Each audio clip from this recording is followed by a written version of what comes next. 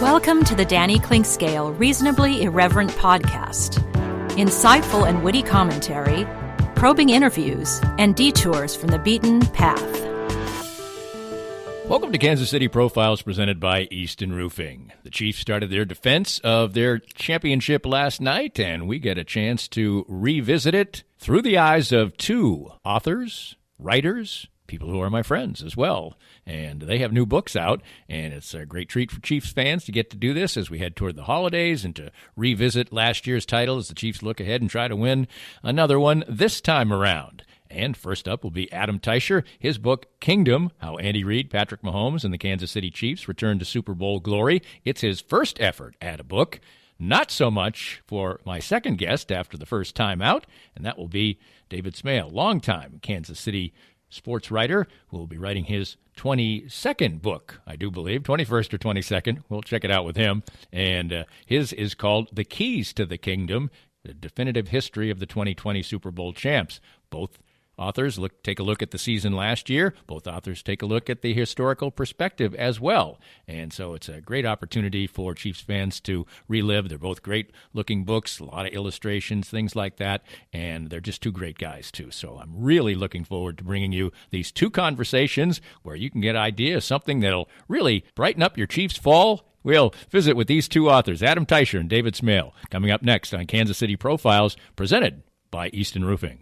We're here with Joe Spiker, the CEO and president of Easton Roofing. And, Joe, you had a great year in 2019, a record year. 2020 comes, things are moving smoothly along, and then the coronavirus comes. But your company seemed to be very ready, very proactive, and very ready to serve your customers well. Yeah, we adopted social distancing very early before the cities even put out the notices. And we started working from home. We are largely cloud-based as a company, so that transition was easy. Our technicians are wearing masks and gloves, and salespeople are not meeting with homeowners. We're doing everything digitally and doing everything we can to do our part to get over this as quickly as possible. So for any needs that people have right now, what's the best way to get in touch with you? Well, you can always call us, 913-257-5426. But the best way is to go to eastonroofing.com, put your information in, and we'll give you a call. Easton Roofing. Integrity matters. Most of us have experienced auto accidents, and it's no fun. And even less fun is trying to work on the insurance aspects afterwards and getting full value after an auto accident. I'm here with David Cowan from WreckExpert.com.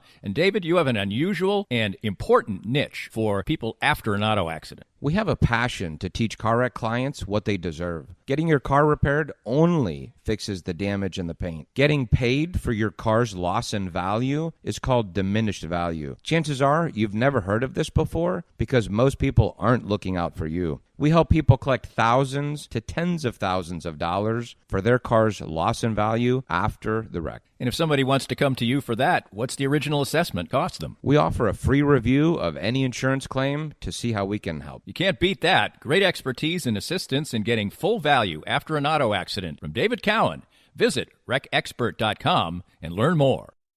Cinematic Visions has been an affordable solution for professional media production in Kansas City since 2003, offering award-winning video production and creation, as well as a wide array of digital and social media management services. From planning, scripting, filming, editing, and post-production, to delivering your product to a watching world, Cinematic Visions will provide professional and affordable services for you and your business with the necessary return on investment to make it all worthwhile. Cinematic Vision's goal is to unlock the power of storytelling through video and a strong online presence for your company. Beyond the numbers, they want to inspire and evoke your clients to feel and act. Let my friends at Cinematic Visions embed your brand where it belongs, in your customers' minds. You can find them online at cinematicvisions.com or with a quick phone call at 816-600-6300. It's time now to get some great assistance on healthcare with Chad Beisel from no-nonsense healthcareninja.com. And Chad, even your business's name would indicate that you have a real aggressive way and an important way to go after some health insurance for your clients. What I found out in the industry is just a lot of people are really confused. They don't know what plans are good, what their plans offer, how they cover. And so I've just taken the approach of being really educated on what options are available to clients and showing them all the options that are available and making sure they understand them so they can pick and choose what options are good for them. And one thing that's really important, of course, is access to doctors and hospitals. Absolutely. That's becoming a big issue for a lot of people. Some of the plans out there are going to restrict those clients to where they can and cannot go. So if you live just outside the Kansas City metro, some of the counties outside, you may not be able to go to some of the hospitals up here in the Kansas City area. So making sure that you have a plan that's got doctors and hospitals and places you want to go is really, really important today. Learn more by visiting NoNonsenseHealthcareNinja.com and let Chad help you. If you'd like to join these and other great sponsors and market your business to a growing and engaged audience, contact us at Danny@DannyKlinkscale.com. Look forward to hearing from you. Welcome back, and a great pleasure to be joined by a friend of mine, longtime friend and colleague and co-worker, and a very respected person, to say the least. We've shared many, many laughs and chuckles along the sidelines of practice fields for years and years. Adam Teicher, now the author of Kingdom, how Andy Reid, Patrick Holmes, and the Kansas City Chiefs return to Super Bowl glory, and it's published by Triumph Books and the leader in sports publishing. And first of all, a team wins the championship. A lot of people are going to write books about it, certainly, and a lot of people are eager to consume those books. But from your standpoint, what was the process behind how this came to be? Yeah, it was sort of a blur. The days after the Super Bowl were really busy for me, and traveling back from Miami, and there's that, and the parade, and just a lot of stuff to clean up from the season.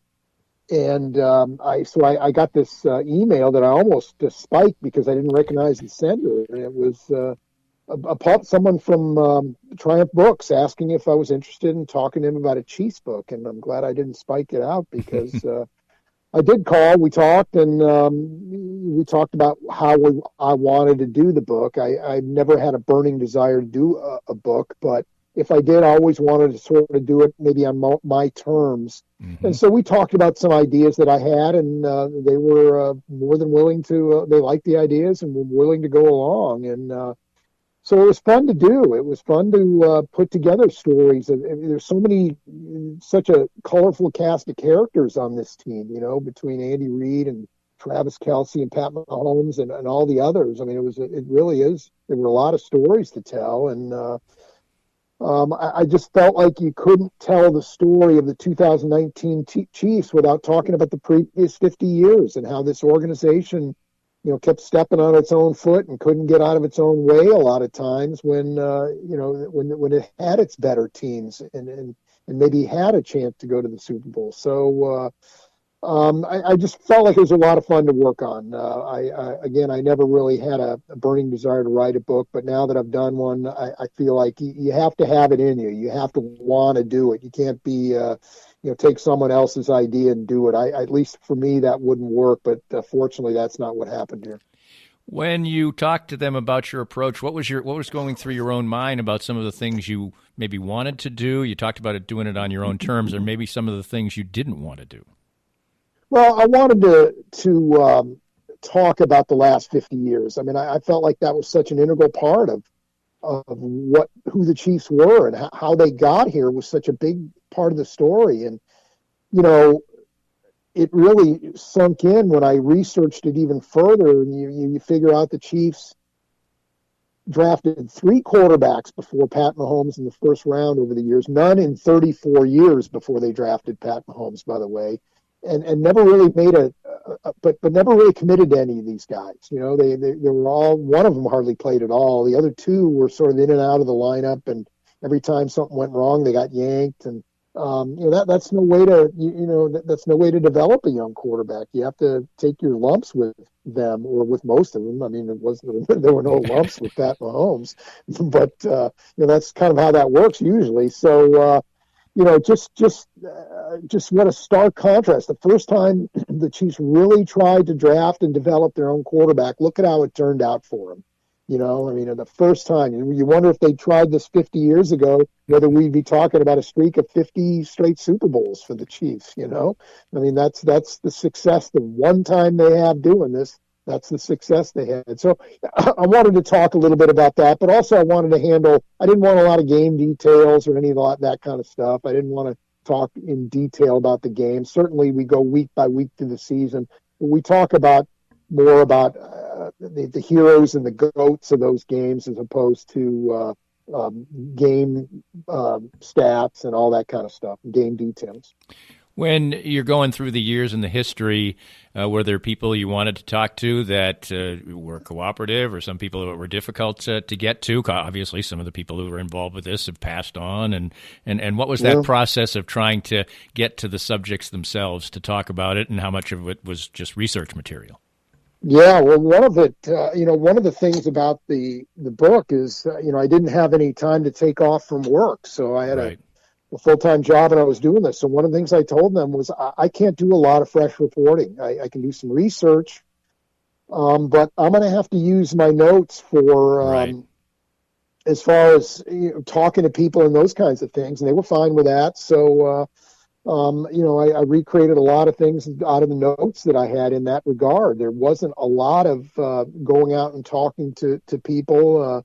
There are some discussions with people who used to be in the Chiefs organization, and I kind of reached out to them a little bit just to get their take on the Chiefs finally winning a Super Bowl championship. But mostly it was done from my notes, and so there wasn't a whole lot of that. Unfortunately, I would have loved to have time to dig a little deeper in, but with the tight publishing deadline and the fact that I had a regular job myself, couldn't work that out.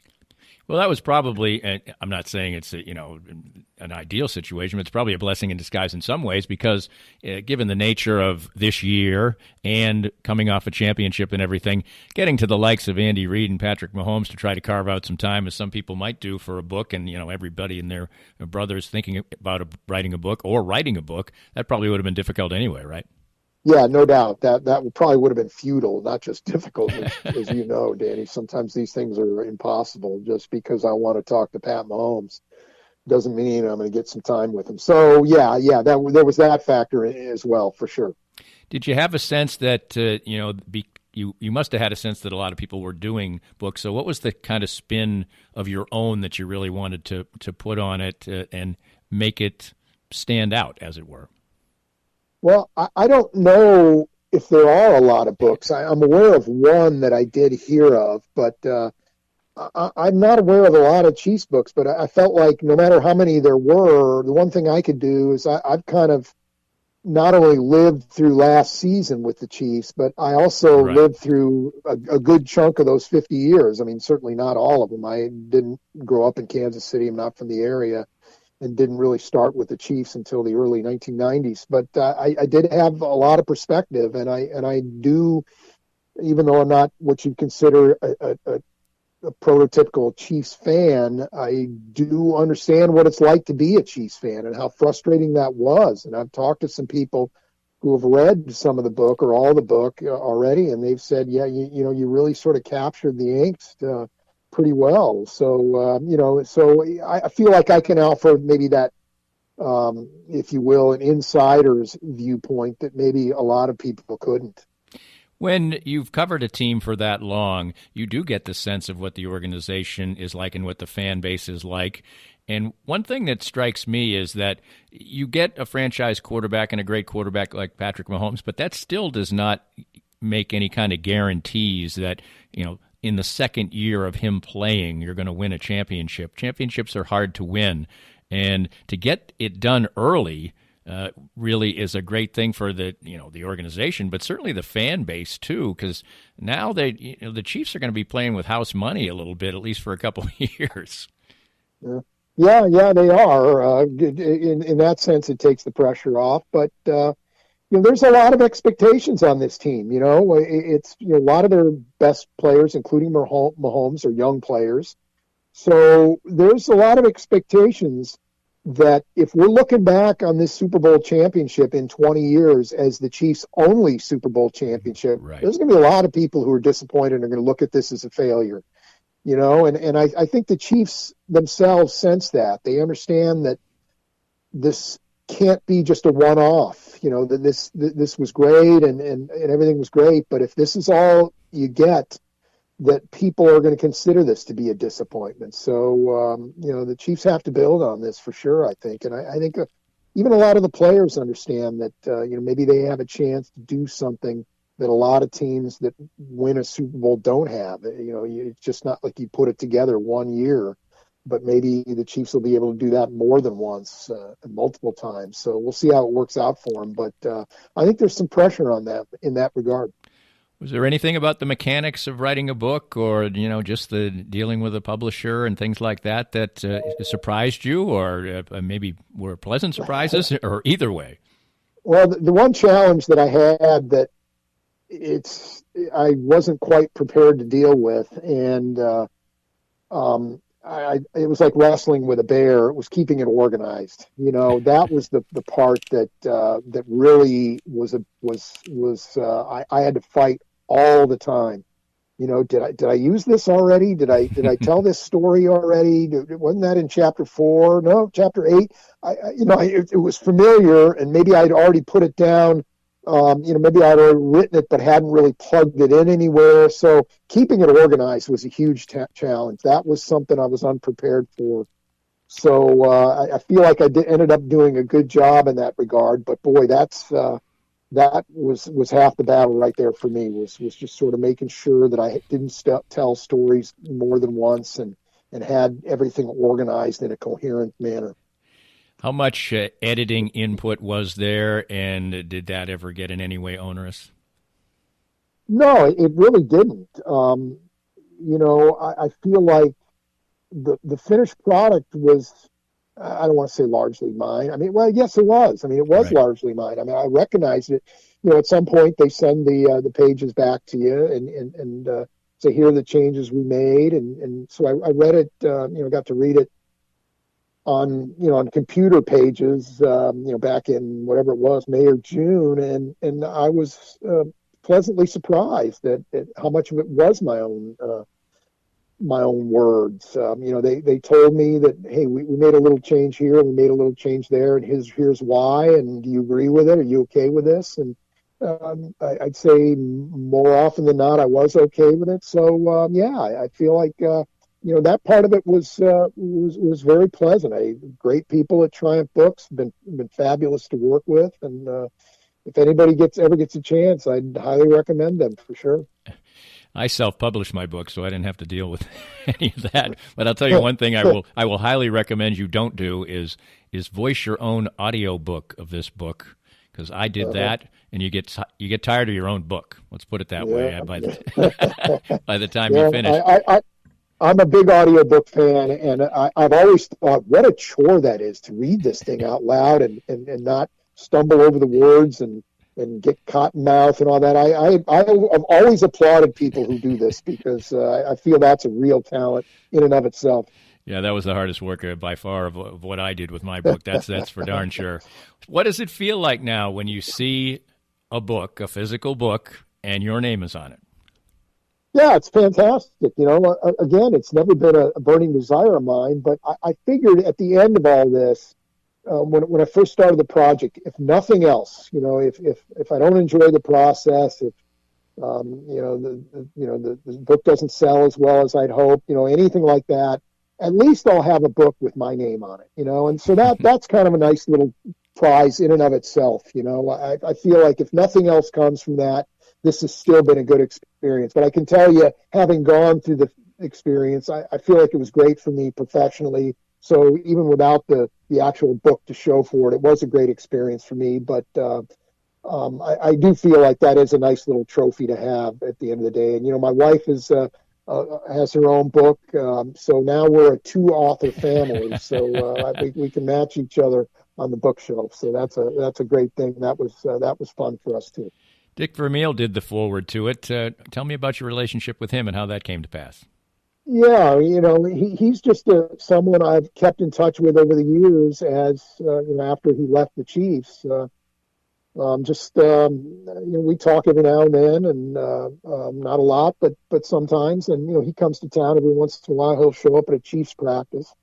But I felt like he was the great person to write the forward for a number of reasons. First of all, he's kind of walked in Andy Reid's shoes. He was an Eagles coach, obviously, before Andy Reid was, and he was the Chiefs coach before Andy Reid was, and he knows the Hunt family very well, and understood the challenges of trying to bring a Super Bowl championship to the Chiefs and the disappointment when he didn't do that, and he's also friends with Andy Reid. The two of them talk every now and then, so.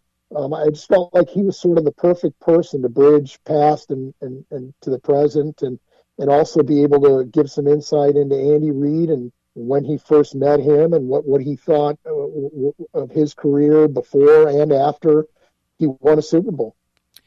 Well, I know you'll be doing book signings and events, and people can go to triumphbooks.com and basically just Google your name, which is what I did today, and they'll have those events.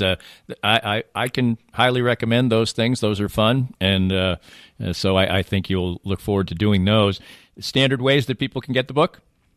Yes. They can go to local bookstores like Rainy Day or Barnes & Noble and get them. Certainly on Amazon, they're available. You can go to the Triumph Books website, triumphbooks.com/kingdom. Rainy Day also can sell them through their website. So, yeah, a number of ways to buy the book. Well, it sounds like you had a great experience. I'm very much looking forward to getting into it a little deeper. And I know Chiefs fans, with the season up and running now, will really like to soak in all of this stuff. And great product. And I know anything that you do is going to be professional. So I congratulate you on your maiden voyage, and all the best. Thanks, Danny. I really appreciate it. More of Danny's Reasonably Irreverent podcast after this. Let's spend a minute with Dr. Brad Woodle, who, along with his wife, Dr. Christina Woodle, the owners of Advanced Sports and Family Chiropractic and Acupuncture, my home for chiropractic care. And first of all, just tell us about the wide range of services you offer.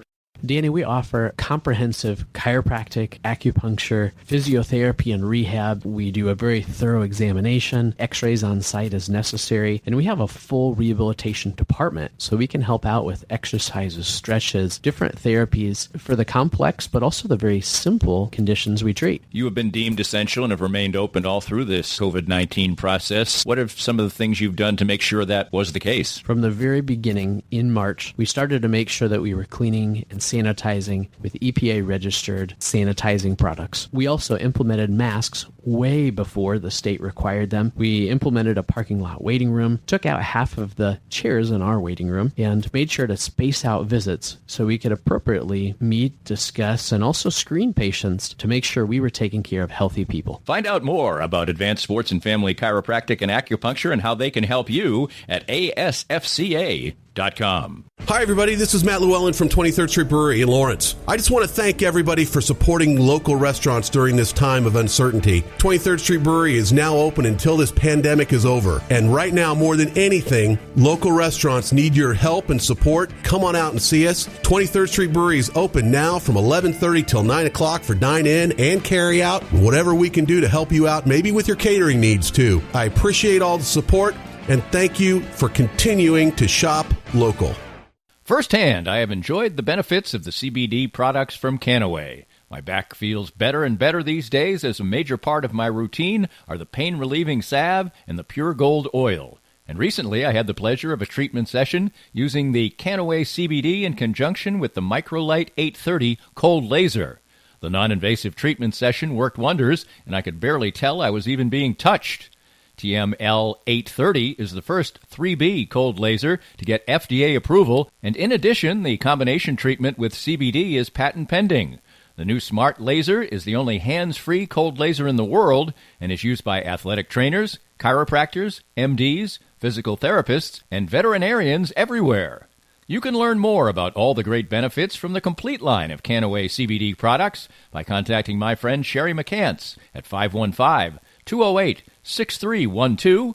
That's 515-208-6312. 888-866-6312 to get outstanding information about Canaway. I'm here with Tim Emerson, the owner of Emerson & Company. And Tim, give us an idea of the range of services that you provide from Emerson & Company. At Emerson & Company, we do credit card processing, payroll services. We do bookkeeping, merchant accounts like point-of-sale systems. What would you say differentiates you from other companies in the field, and what makes you special? I think what makes us unique is that we're a small local business making regional decisions on companies. We create a profile for the business and then put it out to our different vendors in a very competitive environment and tailor those needs to the specific business, which usually ends up in a great fit or great result for the company. And, of course, the idea is to save money, right?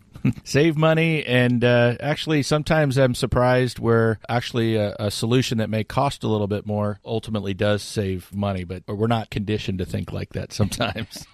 Emerson & Company. Check them out at emerson-co.com or call them at 816-360-9092. If you'd like to join these and other great sponsors and market your business to a growing and engaged audience, contact us at Danny@DannyKlinkscale.com.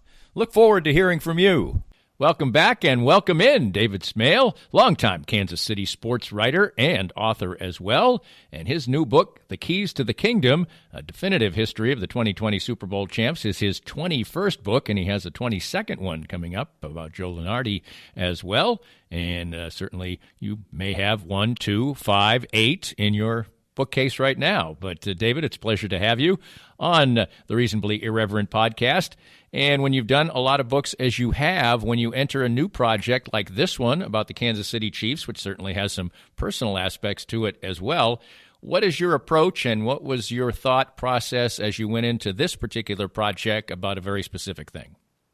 Well, thank you. Good to be on, Danny, and good to be chatting with you again. Really, we should start with the fact that this was not my idea.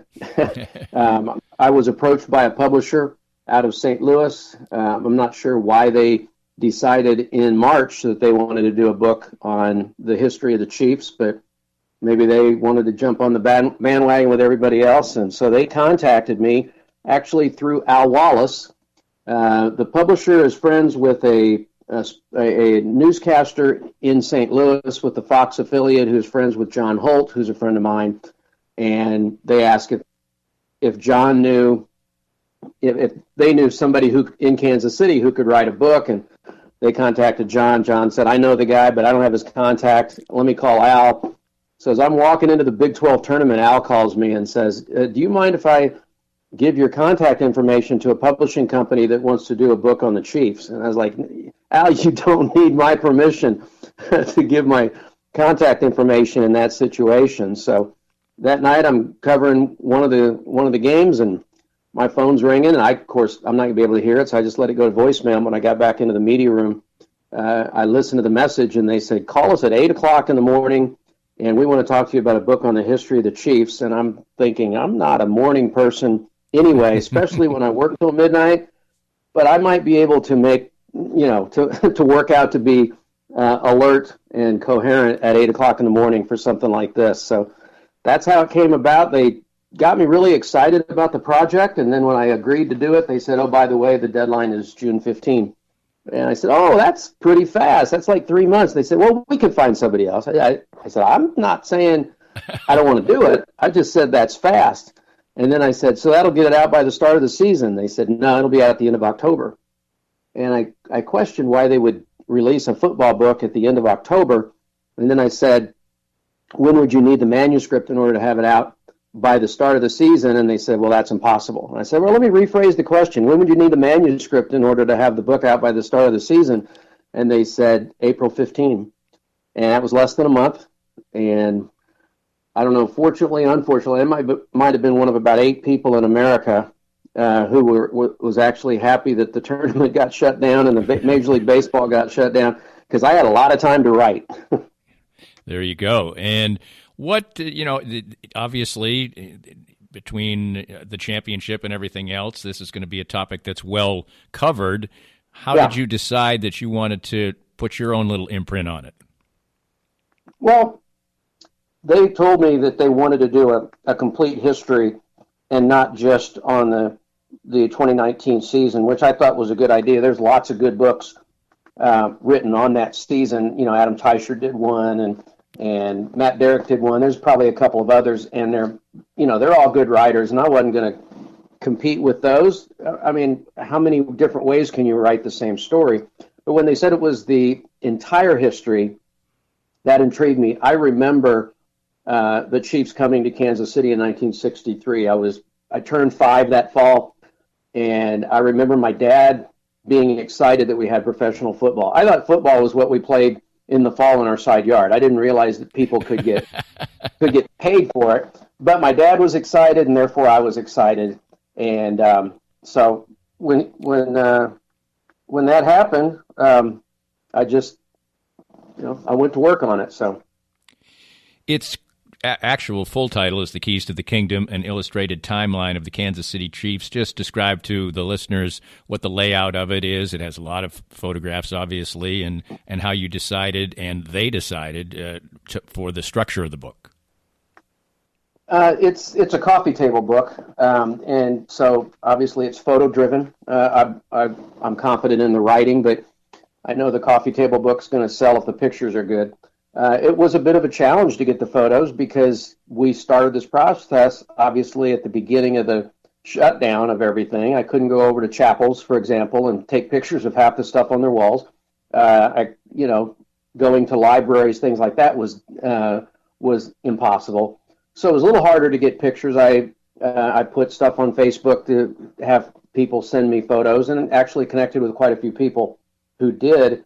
And then the publisher has a contract with Getty Images where they can get them cheaper than retail, and so we purchased quite a few of them. But they gave me a budget. After I started looking, which I wish they had given me a budget ahead of time, I wouldn't have spent time looking for 300 photos, but they told me exactly how much I could spend and how much per photo. So I looked up, found a lot on Getty Images, and I think it turned out really well. They use a lot of big photos to cover the spread, so I think it turned out well. And when you're writing, you're not writing captions per se, but when you're writing things that are associated with photos, how is that different than writing sort of narrative in your experience? Well, I do write the captions, but that's after the fact. What I do, I think I mentioned this. This is a series of vignettes, a series of short stories about the events and the people that shape the history. It's not a narrative. It's not, okay, then on this day, and then you transition to then this thing happened, and so said this. It's really a series of a lot of short features on people and events. And that made it easier to write, Danny, because I'd get through with one, I'd say, okay, I'm happy with that one, I'd file it. And then I'd go on to the next one. I didn't have to worry about transitioning between the two. And then I looked for photographs that supported the stories. Okay. And if I was writing about a person, then I would look for look for photos of that person, whether they were from fans or from Getty or whoever. I would say, okay, I need a photo of Derek Thomas sacking somebody. Unfortunately, there are quite a few of those around. Right. Or there are a few that were a little more difficult. I have this is personal. I grew up with this team, and so some of the stories are not just about events, but they're about my experiences with the events. I was in the Huddle Club when I was a kid, and I tell the story about the Huddle Club with a personal experience. I spent my 10th birthday in the Huddle Club section, which was down the left field line of the old baseball stadium. But as we sat in our seats, we would look down the sideline, and if you remember in the old municipal stadium, both teams stood on the same sideline. They were separated by the 50-yard line.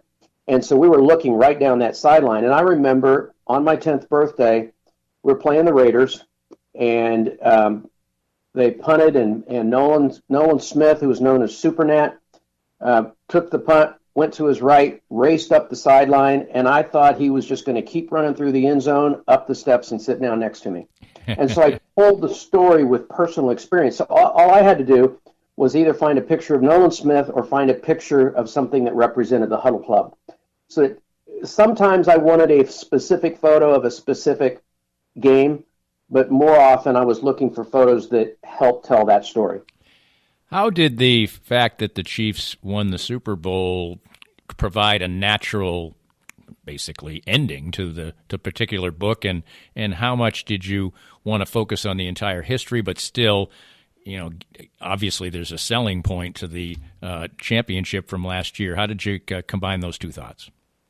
That's a great question, Danny. I obviously I had to have stuff on the 60 years. There were some pretty lean years, as everybody knows, and I focused on the good players from those lean years. I did focus a little bit on some of the negative things that happened, but really it's mostly a positive thing.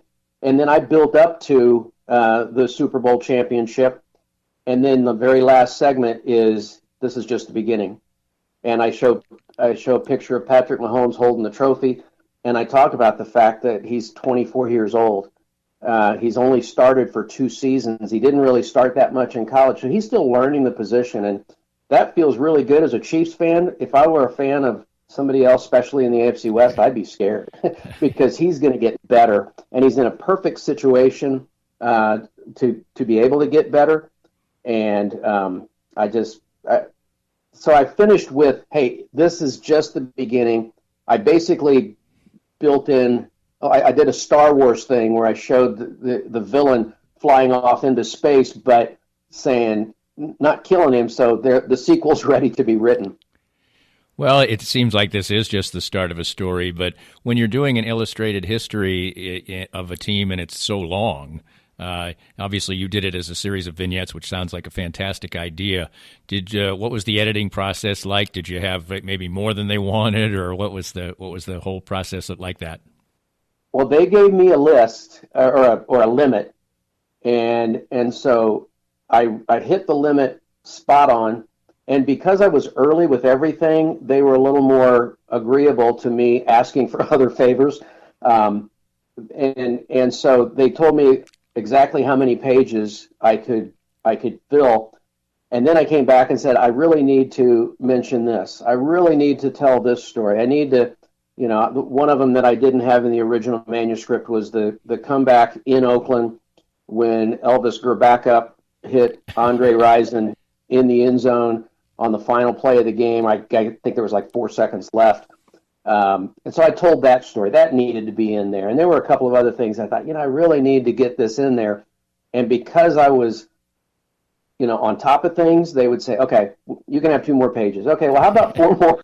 And so it went like that. And then the editing process was laborious, to be honest. I mean, it just took a while.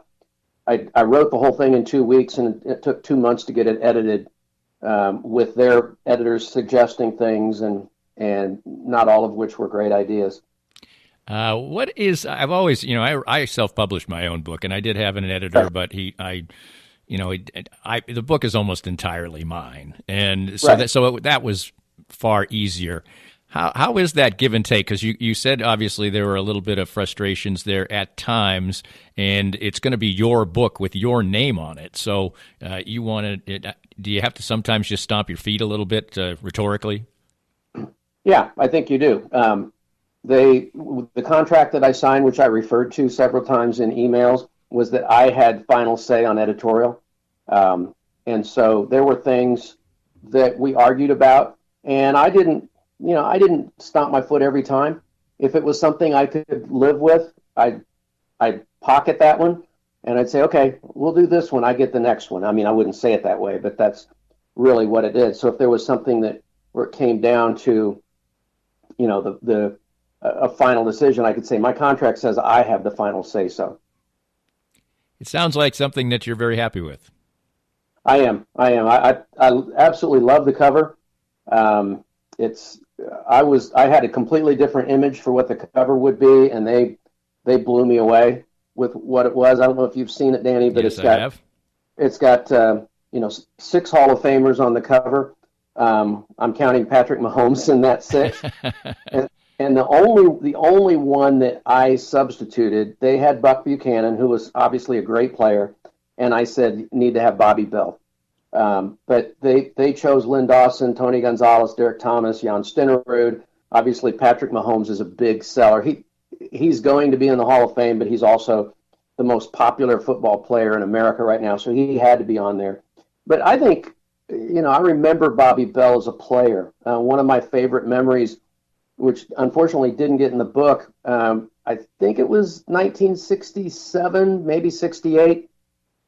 Denver was horrible, which they were basically throughout the AFL years. And they came to Kansas City playing in Municipal Stadium, and they got within 7 points late in the game, and they tried an onside kick. Well, Bobby Bell was on the kick return team. At 6'3", 260 or whatever he was as a linebacker, he was in the front of the kick return team. The ball bounced a couple of times and up in his arms, and he ran through people, ran it back for a touchdown. It was one of 8 touchdowns he scored in his life without ever playing on offense. He was also the long snapper for punts and place kicks, and he also had the strongest arm on the team. Lynn Dawson told me this story one time, that they were having a contest in practice, maybe even been in training camp, over who could throw the farthest among the quarterbacks. Got all through, and Bobby walked over and said, "I can beat whoever won." And they kind of laughed at him, and he threw an 80-yard spiral. And they just walked away and said, "Okay, we give up." He was just a phenomenal athlete, and I thought, man, if you put anybody on the cover other than Dawson and Mahomes, I would say Bobby Bell had to be the one. But the way they did it, I just think the cover looks fabulous. I think the inside looks really good. I'm happy with the writing, and I'm happy with the end result. Sounds like a plan. Perfect thing for people to have on their coffee table while they're watching the Chiefs during the 2020 season. David Smale, the book is The Keys to the Kingdom, an illustrated timeline of the Kansas City Chiefs, and I'm sure you can get it everywhere that books are available. Wrap up with that. Yeah, it's going to be available in, I like to say, all the finer bookstores, and if they don't carry it, they're not one of the finer bookstores. But it's also available at my website, which is simply davidsmalebooks.com. And if people go there, they can find a schedule of book signings that I've got, and they can also order. And if they want an autographed copy, they just put it into the notes when they, they're not going to be anywhere near a book signing. They put in the notes they want an autographed copy, and I'm happy to sign it before I ship it off to them. This podcast was made possible by our great sponsors like Easton Roofing, the presenting sponsor of Kansas City Profiles at the Danny Kling Scale Reasonably Irreverent podcast. Easton Roofing, where integrity matters. We hope you enjoyed the latest Danny Kling Scale Reasonably Irreverent podcast. Come back soon for something fresh and new.